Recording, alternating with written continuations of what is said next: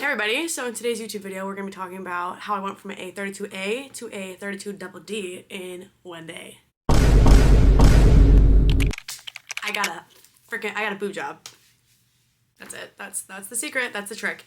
I'm not really going to waste too much time talking about a bunch of bullshit nobody cares about. We're going to get into the boob job, everything you need to know, my doctor, my price, the process, all of it. So the reason I wanted a boob job in the first place is because everybody, like, I'll never forget being like in 6th grade and everybody was like, get in them. It's like,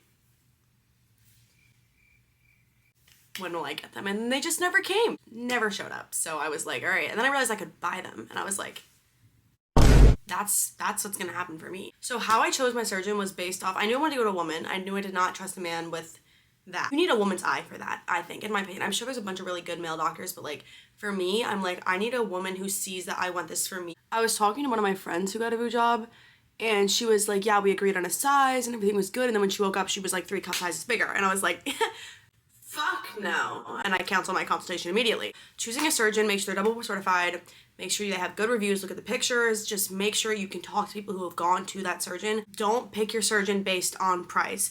Don't think that the cheaper it is, the better it's gonna be, or like you're getting a bang for your buck. Do your fucking research. I am so lucky that I got the surgeon that I got because I don't mean to be messy, but I have seen some interesting looking boob jobs, and that is gonna sound really cunty, but that's just the truth. Sorry. Look at how, like, I just love that. So deciding on your implant size, I have 325 cc's high profile gummy bear silicone, and I get a lot of DMs being like, what size do you get? Well, mine look like yours. I fear that's not how it works because it goes really based on your height, your band size, and how much you weigh. So 325 cc's on me might look like a B on you and it's a double D on me. It really is completely up to your body and how it's gonna sit on you. But trust your surgeon, trust yourself. You get to try on a bunch of different implant sizes. Don't just go based on what somebody else got. You need to get it fit for your body. And if you're debating between bigger or smaller, of course I'm gonna say go bigger. I originally actually wanted to get 350s, but she couldn't fit it. She was like, this is as big as we can go for your body. And I was like, okay. And I definitely recommend getting silicone over saline just because gummy bear silicone to me feels most natural. It looks the best. It's the newest type of implant. Certain surgeons won't do silicone if you're under 22. My surgeon did. But yeah, if you can get silicone, definitely do silicone, do gummy bear. They feel great. They look great. Like, I would just like grope myself to show you, but I am not doing that. So now we're gonna get into what the actual surgery is like. So the day of, I honestly was not even that nervous about it. I had my consultation, they made me feel so comfortable. I got to see like 3D image printing of like what it was gonna look like. I knew exactly what to expect because I've done so much research. So I like was really like, I was excited as fuck. I was like, I'm about to go get some titties. I'm gonna get into like who my actual surgeon is towards the end of this video, but just trust, she is the sweetest. Their team is so sweet. They're so understanding, they're so kind. I was really nervous about getting it done younger because I was like, they're gonna think that I'm like, I don't know, I just thought I was gonna get judged. It is a little strange that I was getting a boob job at 19, but it was what was making me happy, and it did make me happy, and it's still one of the best choices I've ever made, and I don't regret it at all. So anyways, back to the actual surgery. So I went in the morning, the night before. I had to scrub myself raw. Not actually. They gave me a little dressing. I had to put my leggings on. You have to wear compression leggings. At least I did. Those were honestly like, it was kind of like, you know, I would wear them again if I had to go like skiing or something. Yeah, and then I went back. They gave me some anesthesia. I was like listening to some music. I was doing good. And then when I woke up, I don't know what it is about me waking up from anesthesia. Every single time I'm ready to go to war. Like, I got my nose done too. I can make a video on that if you guys want, but when I woke up from my nose, I apparently had to be strapped down, and it was like I was trying to fight. So that also did happen again with these, but I don't know. When I woke up, the pain was like, God fucking titties, bitch. It felt like there was a large man sitting on my chest. Oh, I also can bounce them. That's a really fun thing I can do. But it definitely hurt when I first woke up, and that was really the only time it hurt, was like the first day or two. But I was in fact popping perks. Like, every 2 hours I was taking a perk, and I kind of just like beat the pain. So like I was just basically high out of my mind, so I don't really remember being in any pain. But I know by like day 2, I was like ready to rock and fucking roll. Like, I was fine. So yeah, now for the aftercare and post-surgery. So how boob jobs work is you don't just like go under, they put them in, then it's like, boom, you're done. I wish. Wrong. There's something called the dropping and fluff process. So When you first get them, you literally look like you have pecs up to your collarbone, and it's terrifying. Like, I remember when I first looked at them, I like peeked the day after and I was like, holy shit. It looks like, I'm gonna put a picture of like the bird beak that it looked like. It looked like one of those like toucans, and I was like, damn, that's crazy. But I knew it was gonna drop, so I wasn't that freaked out about it. So yeah, they're gonna look crazy for at least a month. Like, by like week 2, they start dropping, and like it just continues to drop, and it takes around, like, honestly, I was pretty much dropped by like 5 months, but it takes like at least 3 months for them to look like normal. And then the process, they also start off hard.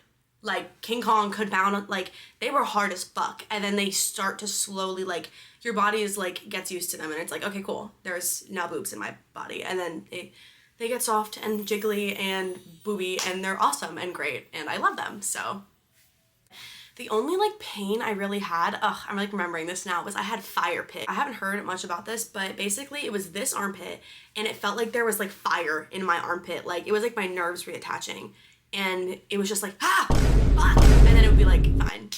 And then I would just take another perk and I'd be fine. So that was really it. I would rate the pain like a 5 out of 10 at like the normal, and then like maybe a 6 when I had fire pit. But like, I also have really high pain tolerance.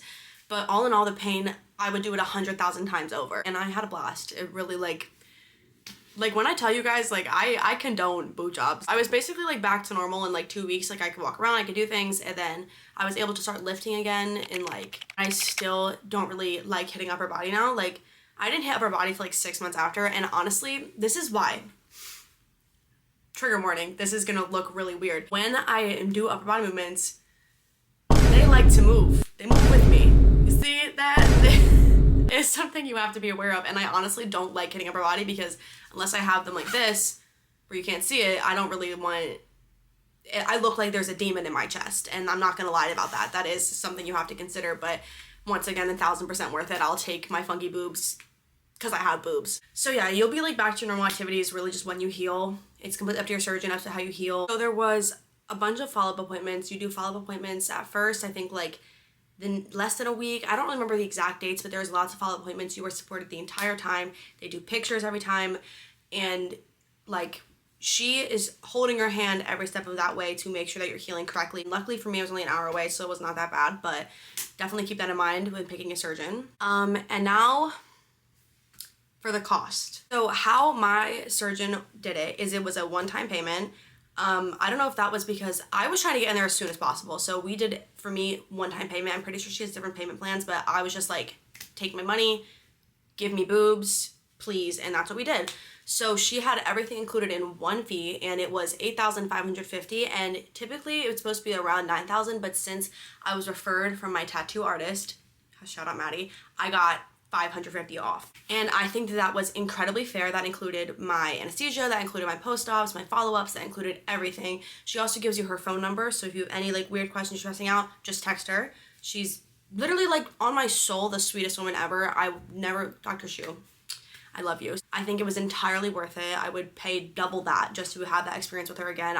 I genuinely am so thankful that I chose that surgeon and that's how it went, because it's really easy to botch a boob job, and I got very fucking lucky. So for my results and my like reflections, takeaways, like I've been saying this whole video, I don't regret it at all. It was the best decision I've ever made. I feel so much more confident in myself, so much more secure.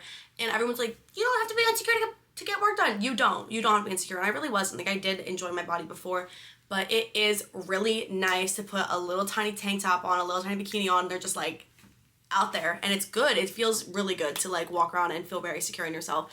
So as long as you're doing it for yourself, for nobody else, do it. If it's gonna make you happy, I've always said this, and fucking do it. Like, I had every person I talked to was like, don't do it, you don't need it. I don't care, because it's my body and it's my boobs, and if I want to have some knockers on me, then why wouldn't I? I've said that my whole life. I don't really think it's anybody's business what you want to do with yourself. If it'll make you feel better, do it. So now for the question everybody has been asking, who is my surgeon?